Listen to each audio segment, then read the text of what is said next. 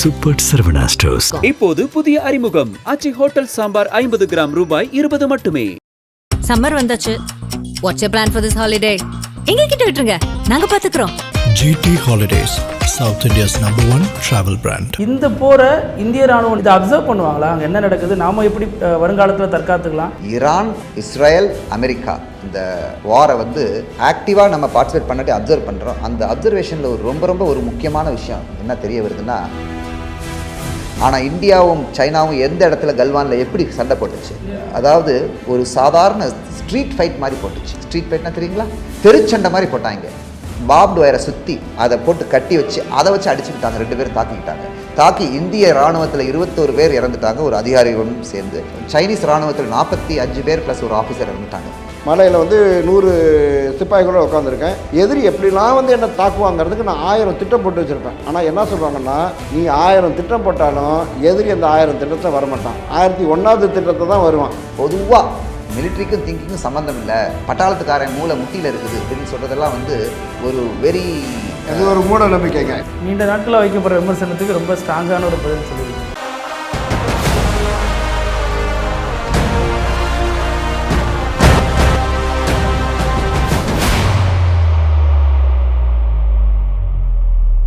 இப்போ சார், இதில் இன்னொரு விமர்சனமும் இருக்குது. சார் நிறைய விமர்சனம் சொன்னதுனால இதில் இராணுவத்தை பொறுத்த வரைக்கும் அதிகாரிகள் தான் சிந்தித்து செயல்படுவாங்க.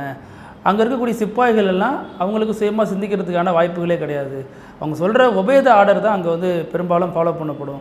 அது மாதிரி இராணுவ வீரர்கள் ஊருக்கு வந்தாலும் அந்த கண்ணோட்டத்தில் வச்சு விமர்சிக்கிற பார்வை இருக்காது. எப்படி பார்க்குறீங்க? இது சிந்திக்கிறது அப்படிங்கிறதுன்னு பார்த்திங்கன்னா, அது சிந்தனை பட்டாளத்தில் இருந்தாலும் சரி, சிந்தனை எல்லாருமே செஞ்சு தாங்கணும். ஒரு சிப்பாய்னாலுமே கரெக்டுங்க, அவங்களுக்குன்னு ஒரு டாஸ்க் கொடுத்துடும். அந்த டாஸ்க், அதாவது ஆஃபீஸராக இருந்தாலும் சரி, சிப்பாயாக இருந்தாலும் சரி, எங்களுக்கு 90% விதம் என்னென்னிங்கன்னா ட்ரில் லேட் டவுனுங்க. இப்போ நீங்களே சிவில்லையும் சரி, எனி ஆஃபீஸர் அவங்களோட 90% வேலை சிந்திக்கிறது கிடையாது. 90% வேலை அவங்க ரொட்டீன் வேலை தான் செய்கிறாங்க. அதே 90% தான் நாங்களும் ரொட்டீன் பண்ணுறோம். அது ஆஃபீஸராக இருந்தாலும் சரி, சிப்பாயாக இருந்தாலும் சரி. ஆனால் 10%ங்கிறது சிந்தனைங்கிறது அது அவங்களுக்கு செஞ்சு தான் ஆகணும். அந்த குறிப்பிட்ட ஒரு டாஸ்க்கை கொடுக்குறோம் அப்படின்னா, இப்போ ஒரு எக்ஸாம்பிள், இப்போ இங்கேருந்து நீங்கள் திருவண்ணாமலைக்கு 50 வண்டிகளை எடுத்துகிட்டு போகணும். போயிட்டு அந்த ஒரு குறிப்பிட்ட இடத்த நீங்கள் தங்கணும். அடுத்த நாள் ஒரு டாஸ்க் பண்ணணும் அப்படின்னா, நாங்கள் ஆர்டர் கொடுக்குறப்ப சொல்லுவோம், இந்த மணிக்கு இத்தனை மணிக்கு கிளம்பணும், இத்தனை வண்டி போகணும், இத்தனை பேர் ஆள் போகணும், இது செய்யணுன்ட்டு. ஆனால் அதுக்கு நடுப்புற வர்ற அந்த கேப்ஸ் இருக்குது இல்லைங்களா, அது எல்லாத்துலேயும் அங்கங்கே இருக்கிற லீடர் சிந்திச்சு தான் ஆகணும். அதனால் சிந்திக்காமல் இருக்க முடியாது. ராதர் நான் என்ன சொல்கிறேன்னா, ஒரு ஸ்ட்ரக்சர்ட் திங்கிங் ஆர்மி கற்றுக் கொடுக்குதுங்க. ஏனோ தானோன்னு இப்போ சிவில்னா கிளம்பணுன்னு சொல்லுவாங்க, ஆனால் கிளம்பிட்டே இருப்பான், 4 பேர் பேசிடுவாங்க. போஸ்ட் ஆஃபீஸ் போகணும், ஒரு லெட்டர் போஸ்ட் பண்ண சின்ன வேலையாக இருக்கும், அது 3 நாளாகும் அந்த வேலை முடியாது.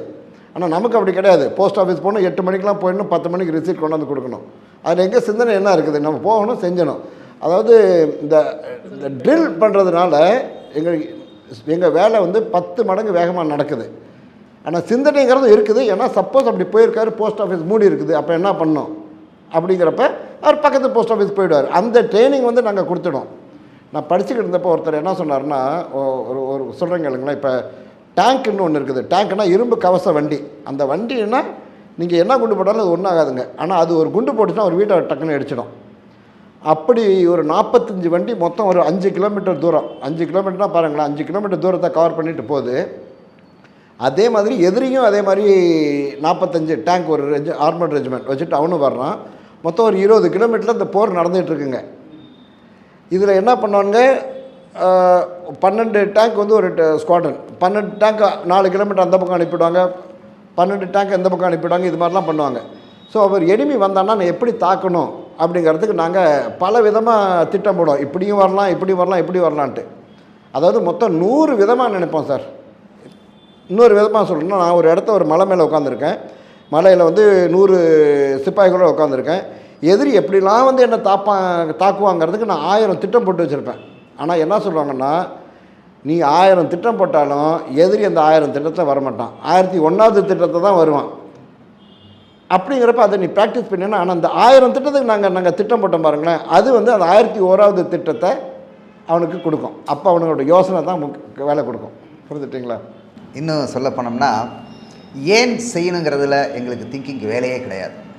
ஒரு விஷயத்தில் ஏன் செய்யணுங்கிறதுல அங்கே ஆர்மியில் திங்கிங் வேலையே கிடையாது. எங்களுக்கு வந்து பொலிட்டிக்கல் மாஸ்டர்ஸ் சொல்லி கொடுத்துருவாங்க. என்ன செய்யணுங்கிறது வந்து அதிகாரிகள் திங்க் பண்ணி சொல்லுவாங்க. எப்படி செய்யணுங்கிறத சோல்ஜர் லெவலில் அவன் செஞ்சு தான் ஆகணும். ஏன் யார் நம்மளுடைய சுப்ரீம் கமாண்டர் பொலிட்டிக்கல் மாஸ்டர்ஸ். என்னங்கிறது வாட் அது யார் அதிகாரிகள். எப்படிங்கிறத சபார்டினேட்ஸ் என்ன செஞ்சிடணும், அதை எப்படி செஞ்சு சக்ஸஸ். ஆனால் சபார்டினேட்ஸ் எங்களுக்கு சக்ஸஸை கொண்டு வந்து கொடுக்கணும், அந்த வெற்றியை நாங்கள் வந்து மேலே சுப்ரீம் கமாண்டர் கொண்டு வந்து கொடுக்கணும். இதுதான் திங்கிங் பேட்டர்ன். ஏன்னா கீழே இருக்கிறவன் ஏன்னு கேள்வி கேட்டுக்கிட்டு இருந்தான்னா அவனால் அந்த சார் சொன்ன மாதிரி டேங்கை மூவே பண்ண முடியாது. ஸோ ஏங்கிறது எங்கள் வேலையும் கிடையாது. நடுப்புற இருக்கிற சுப்ரீம் கமாண்டர் ஒரு தடவை சொல்லிட்டாங்கன்னா, ஆப்ரேஷன் சிந்தூரில் அனைத்து ரடார்களும் அதாவது டார்கெட்டை ட்ராக் பண்ணணும் அண்டு மிசைலுக்கு என்ன கொடுக்கணும், ஃபயர் பண்ணணும்னு மேலேருந்து இன்ஸ்ட்ரக்ஷன்ஸ் வந்துருச்சுன்னா ஏங்கிற கேள்வி கிடையாது, செஞ்சு தான் ஆகணும். அதை யார் என்னென்ன செய்வாங்கிறத வந்து நாங்கள் வந்து அதிகாரிகள் வந்து டாப் லெவலிருந்து டிசைட் பண்ணி அதுக்கு தான் 1000 தடவை திங்க் பண்ணணுங்கிறாங்க. அது திங்கிங் நடக்கும். ஆனால் அந்த thinking limited that what to do, how to டூங்கிறது அந்த கடைசியில் இருக்கிற மிசைல் ஆப்ரேட்டர் இருக்கார்ல அவர் தான் அதை செய்வார். ஹவு டு டூங்கிறது எந்த நேரத்தில் மிசைல் லிவர் அழுத்தணும், எந்த நேரத்தில் அழுத்தக்கூடாது, ஹோல்டு ஃபயர் ஃபயர் ஃப்ரீ அதெல்லாமே வந்து என்ன செய்வாங்க. ஸோ திங்கிங் வேறு லெவலில் இருக்குது. ஸோ அதனால் வந்து பொதுவாக மிலிட்ரிக்கும் திங்கிங்கும் சம்மந்தம் இல்லை, பட்டாளத்துக்காரன் மூளை முட்டியில் இருக்குது அப்படின்னு சொல்கிறதெல்லாம் வந்து ஒரு அது ஒரு மூட நம்பிக்கைங்க. இப்போ இவர் சார் சொல்கிறது இன்னொரு இது சொல்கிறேன்னா, ஒரு மேக்குன்னு சொல்கிறாங்க. மேக்னா ஸ்பீட் ஆஃப் சவுண்டு. இப்போ நான் ஒரு ஏரோப்ளேன் ஓட்டிகிட்டு வர்றேன் 2 மேக்கில். 2 மேக்னா ஒரு செகண்டுக்கு 650 மீட்ரு வருது. நீங்கள் அங்கேருந்து ஒரு ஏரோப்ளேன் இயக்கிட்டு வர்றீங்க, அதுவும் ஒரு செகண்டுக்கு 2 மேக்கில் வருது, அது 650 மீட்டர். அப்போ ஒரு செகண்டில் நம்ம வந்து 1300 மீட்டர் தூரத்தில் இருந்தோம்னா ஒரே செகண்டாக நம்ம மோதிக்கும். புரியுங்களா? 5 செகண்டு இல்லை எவ்வளோ ஆச்சு, 8 கிலோமீட்டர் நம்ம தூரத்தில் இருந்தோம்னா 5 செகண்டாக நம்ம மோதிக்கும். புரியுதுங்களா? ஆனால் அந்த அவ்வளோ வேஸ்ட்டாக வர்றப்ப உங்களை நான் வந்து தாக்கணும், என்ன நீங்கள் தாக்கணும், அவ்வளோ குயிக்காக நம்ம நினைக்கணும். அப்போ போய்ட்டு நீங்கள் சொன்னீங்க ட்ரில்லாம் என்னென்னா, ட்ரில் கற்றுக் கொடுத்துருப்பாங்க. ட்ரில் கற்றுக் கொடுத்தாலும் மூளை அந்த இடத்த இயக்கினா மட்டும்தான் அந்த வேலை நடக்கும். அதனால் ட்ரில்ங்கிறது 90%, 10% வந்து அட் எவ்ரி லெவல் சிப்பாயாக இருந்தாலும் சரி ஆஃபீஸராக இருந்தாலும் யோசிச்சு தான் செய்யணும். நீண்ட நாட்களாக வைக்கப்படுற விமர்சனத்துக்கு ரொம்ப ஸ்ட்ராங்கான ஒரு பதில் சொல்லியிருக்கீங்க சார். இதில் இன்னொன்று என்னென்னா சார், இப்போ இஸ்ரேல் ஈரான் இந்த போர்லாம் நடந்துகிட்டு இருக்கு இல்லையா, இந்த போரை இந்திய ராணுவம் நேரடியாக தலையிடலை, அது குறித்தான எந்த விஷயம் பண்ணல அப்படின்னாலும் இதை அப்சர்வ் பண்ணுவாங்களா, அங்கே என்ன நடக்குது, நாம் எப்படி வருங்காலத்தில் தற்காத்துக்கலாம் அப்படிங்கிற விதமான பேச்சுவார்த்தைகள் வாதங்கள்லாம் அவ்வளோ போகுமா சார்? பேசிக்கலி இந்த எபிசோடோட பரிவிலிருந்து இது வெளியில் இருக்குது. ஏன்னா நம்ம என்ன பிளான் பண்ணுறோம்னா, கரண்ட் மிலிட்ரி ஆக்ஷன்ஸை வந்து நம்ம இந்த எபிசோடில் கொண்டு வர வேண்டாம்னு. பட் நான் ஒரு முக்கியமான விஷயத்தை இங்கே சொல்லணும். என்ன சொல்லணும்னா, ஈரான், இஸ்ரேல், அமெரிக்கா இந்த வாரை வந்து நம்ம அப்சர்வ் பண்ணுறோம். நீங்கள் சொன்ன மாதிரி ஆக்டிவாக நம்ம பார்ட்டிசிபேட் பண்ணிட்டு அப்சர்வ் பண்ணுறோம். அந்த அப்சர்வேஷனில் ரொம்ப ஒரு முக்கியமான விஷயம் என்ன தெரிய வருதுன்னா, பேக் டு பேசிக்ஸ் அப்படிங்கிற ஒரு கான்செப்டை நம்ம வந்து இந்தியன் ஆர்மியில் நாங்கள் ஃபாலோ பண்ணிகிட்ருக்கிறோம். அந்த பேக் டு பேசிக் கான்செப்டினுடைய அது எவ்வளோக்களோ அந்த ட்ரூப்ஸோ சரி அதிகாரிகளோ அந்த ஆர்மியோ பேக் டு பேசிக்ஸ்னு என்ன தெரியுங்களா? பேசிக்ஸ் அடிப்படைகள். எப்பவுமே அடிப்படைகளில் தான் வெற்றி ஒளிஞ்சு, அஸ்திவாரம் அந்த அடிப்படை ஆக்டிவிட்டீஸில் தான் என்ன வெற்றி ஒளிஞ்சிருக்குது. இப்போ எடுத்துக்காட்டா இந்தியா வந்து ஒரு வல்லரசு. என்ன வல்லரசு? Regional super power India. China வந்து ஒரு regional super power. 2 super power தானே. 2கிட்டையும் 5000 கிலோமீட்டருக்கு தாண்டி பாயிற ஏவுகணைகள் இருக்குது இல்லை. 2கிட்டையும் கிட்டத்தட்ட 5th generation multi role fighters இருக்குது. 2கிட்டையும் 2 கண்ட்ரீஸ்டையும் வந்து சப்மரின்ஸ் இருக்குது. 2 கண்ட்ரீஸ்டையும் in fact now they have acquired aircraft carriers. நம்மகிட்ட 2 இருக்குது, அவங்ககிட்ட 2 இருக்குது. எல்லாமே எல்லா விஷயங்களும் இருந்தும் ஆனால் இந்தியாவும் சைனாவும் எந்த இடத்துல கல்வானில் எப்படி சண்டை போட்டுச்சுன்னா, அதாவது ஒரு சாதாரண ஸ்ட்ரீட் ஃபைட் மாதிரி போட்டுச்சு. ஸ்ட்ரீட் ஃபைட்னா தெரியுங்களா? தெருச்சண்டை மாதிரி போட்டாங்க. அதாவது பிளட்ஜெண்ட் ஈச் அதர் அப்படிம்பாங்க. பிளட்ஜெண்ட் ஈச் அதர்னா அந்த இதில் அதாவது ஒரு ஒரு கம்பு, அந்த கம்பில் வந்து இதை சுற்றி பாப்டு வயரை சுற்றி அதை போட்டு கட்டி வச்சு அதை வச்சு அடிச்சுக்கிட்டாங்க. 2 பேரும் தாக்கி இந்திய இராணுவத்தில் 21 பேர் இறந்துட்டாங்க, ஒரு அதிகாரிகளும் சேர்ந்து. சைனீஸ் இராணுவத்தில் 45 பேர் ப்ளஸ் ஒரு ஆஃபீஸர் இறந்துட்டாங்க. அதுலேருந்து என்ன தெரியுதுன்னா, எந்த நாட்டில் எந்த இராணுவம் வந்து அடிப்படையை ஸ்ட்ராங்காக வச்சுருக்குதோ, அடிப்படைன்னு என்னது? Physical fitness, correct obedience, leadership, junior level leadership, senior level direction, இதெல்லாம் அடிப்படைகள். இந்த அடிப்படை எந்த நாடு கரெக்டாக ஃபாலோ பண்ணுதோ அந்த நாட்டுக்கு வந்து எந்தவித அதாவது தொல்லையும் இருக்காது, எந்தவித தொய்வும் இருக்காது. வெற்றி அந்த நாட்டுக்கு 100%. இப்போ எடுத்துக்காட்டால் பெரிய வல்லரசு அமெரிக்கா 1960s வியட்நாமில் வந்து அவங்க என்ன நினச்சிட்டு போனாங்க, 2 வீக்ஸில் நம்ம என்ன செஞ்சுருவோம், வியட்நாம் என்ன செஞ்சுருவோம், பிடிச்சிடலாம் அப்படின்ட்டு போனாங்க. ஆனால் 20 வருடங்கள் ஆகிவிட்டன.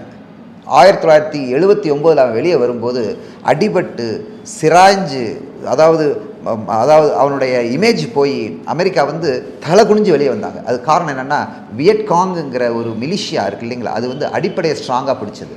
டாக்டிக்ஸ் வேர் வெரி குட், அவங்களுடைய பேசிக் training was very good, motivation was very good, leadership was very good. இதெல்லாம் இந்த பேசிக்ஸை வந்து அவன் ஃபாலோ பண்ணதுனால, அதே மாதிரி இந்த யுஎஸ், ஈரான், இஸ்ரேல் இந்த கான்ஃப்ளிக்ட்லேயும் எந்த நாட்டில் பேசிக்ஸ் தரவாக இருக்குதோ, எந்த நாட்டில் பேசிக்ஸ் சிறப்பாக இருக்குதோ அந்த நாட்டுக்கு வந்து வெற்றி வருங்கிறது என்னுடைய பர்சனல் ஒப்பீனியன்.